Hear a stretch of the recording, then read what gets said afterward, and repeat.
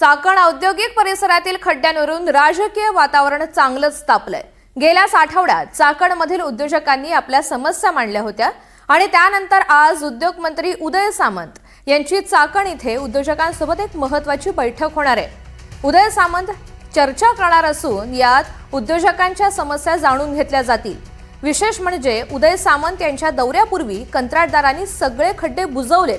आता मंत्री पाहणी करायला आल्यावर खड्डे बुजवले जातात, पण सामान्यांचं काय, चाकणसारख्या ठिकाणी असलेल्या उद्योजकांचं काय, असे अनेक सवाल या निमित्तानं उपस्थित केले जात आहेत। तर उदय सामंत यांच्या या दौऱ्याविषयी रोहित पवार यांनी नेमकी काय प्रतिक्रिया व्यक्त केली आहे पाहूयात। आपले उद्योग मंत्री किती हुशार की सुट्टीच्या दिवशी जेव्हा तिथं काहीच ट्रॅफिक नसतं आणि बऱ्याचशा कंपन्या बंद असतात आणि ऑफिसला येणारे लोक घरी असतात, तेव्हा मात्र उद्योग मंत्री त्या ठिकाणी चर्चा करायला जात आहेत। माझं तर त्यांना मत आहे की प्रोटोकॉल बाजूला ठेवा, कोणालाच काय सांगू नका। वर्किंग डे दिवशी एक साध्या गाडीमध्ये, म्हणजे एखाद्या मारुती गाडीमध्ये नाहीतर एखाद्या स्कॉर्पिओमध्ये तुम्ही बसा आणि कुठलाही प्रोटोकॉल न घेता, पोलिसांना न सांगता एकदा प्रवास करून बघा। 22 किलोमीटरचा प्रवास पिंपरी चिंचवड ते चाकणला करायला लोकांना एका साईडला, एका बाजूला 2.5 तास त्या ठिकाणी लागतात। तर तुम्ही प्रोटोकॉल आणि ते सुद्धा रविवारी जर जाणार असाल तर कदाचित तुम्ही अर्धा तासात पोहोचाल। त्यामुळे मोठ्या प्रमाणात भ्रष्टाचार हा MIDC विभागामध्ये त्या ठिकाणी सुरू आहे, कुठंच कंट्रोल नाही। चाकण औद्योगिक वसाहतीतील खड्ड्यांच्या मुद्द्यावरून आता जोरदार राजकारण सुरू आहे। उद्योजकांनी सुद्धा या संदर्भात तक्रार केली होती आणि त्यानंतर आता मुख्यमंत्री देवेंद्र फडणवीस यांच्या निर्देशानुसार चाकण व लगतच्या औद्योगिक परिसरामधील वाढती वाहतूक लक्षात घेऊन रस्ते व वाहतूक व्यवस्था सक्षम करण्यासाठी उच्चस्तरीय समिती स्थापन करण्यासंदर्भातील शासन निर्णय जारी करण्यात आलाय। वाहतूक कोंडी आणि रस्त्यांशी निगडीत समस्या प्रभावीपणे सोडवण्यावर समितीच्या माध्यमातून भर देण्यात येणार आहे। दुसरीकडे चाकणमधील उद्योजक हे गुंडगिरीने सुद्धा त्रस्त झालेत। माथाडीच्या मुद्द्यावरून एकाला बेदम मारहाण करण्यात आली आहे। कर्मचाऱ्याला मारहाण केल्याचा हा सगळा प्रकार CCTV कॅमेऱ्यात कैद झालाय। माथाडीच्या नावाखाली उद्योजक आणि कर्मचाऱ्यांवरती दबाव आणला जातोय असा गंभीर आरोप करण्यात आलाय। या संपूर्ण घटनेचं CCTV फुटेज हाती लागलेलं आहे। चाकणमधील उद्योजक गुंडगिरीने सुद्धा त्रस्त झालेले आहेत। माथाडीच्या मुद्द्यावरून एकाला बेदम मारहाण करण्यात आली आहे।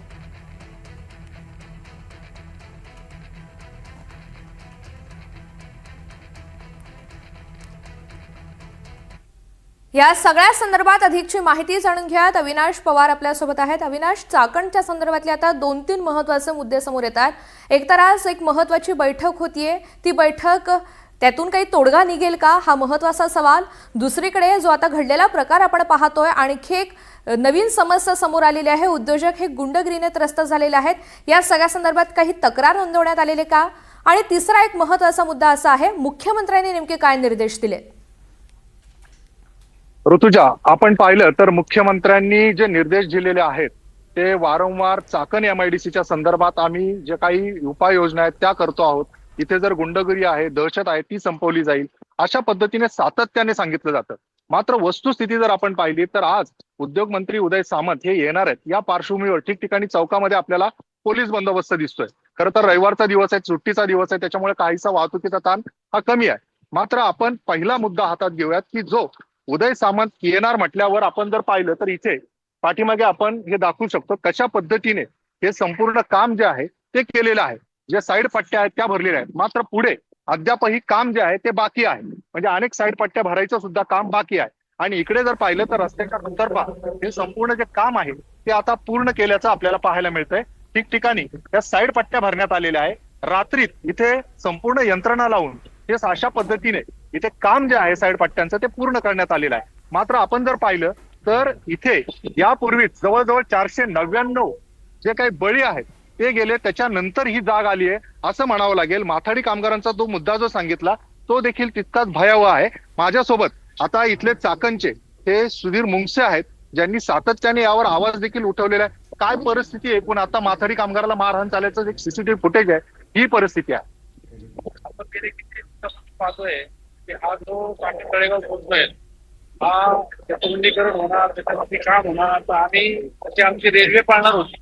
तसंच हा रस्ता सुद्धा 1990ला ज्यावेळी तिथे MIDC आली तेव्हापासून आतापर्यंत त्या रस्त्याची रुंदी 4 फूट 5 फूट सुद्धा वाढलेली नाहीये. आणि आता इथले उद्योजक त्या ठिकाणी दुसऱ्या ठिकाणी जातात, त्याच्यामुळे सरकार खडबडून जागं झाले.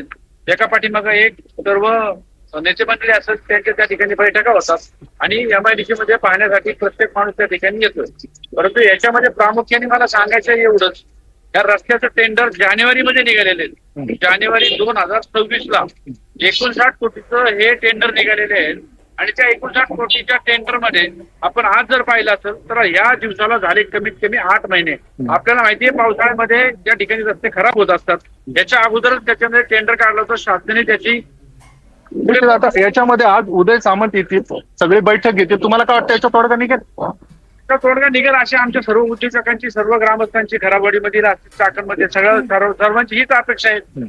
इथं मंत्र्यांनी येऊन रविवारी येण्याच्या ऐवजी मंत्र्यांनी जर ते वर्किंग डे मध्ये जर आले असते तर त्यांना इथली खरी परिस्थिती समजली असती. निश्चित आता जे वर्किंग डे ला आहे ना हो. ते आले असते, कारण ज्या पद्धतीने वडट्टीवार म्हटले की 22 किलोमीटरला इथे 2.5 ते 3 तास लागतात, त्याच्याऐवजी मी हे म्हणेल की 2 ते 3 किलोमीटरला तास ते 2 तास लागतात. अशी परिस्थिती या रस्त्यावर आहे. आता जरी साईड पट्ट्या भरलेल्या दिसतात, अनेक ठिकाणी अजूनही बाकी आहे ऋतुजा. बरोबर आहे. आणि त्याचमुळे आजच्या बैठकीत नेमकं काय होतं याकडे निश्चितच लक्ष असेल. अविनाश, धन्यवाद सविस्तर माहितीसाठी.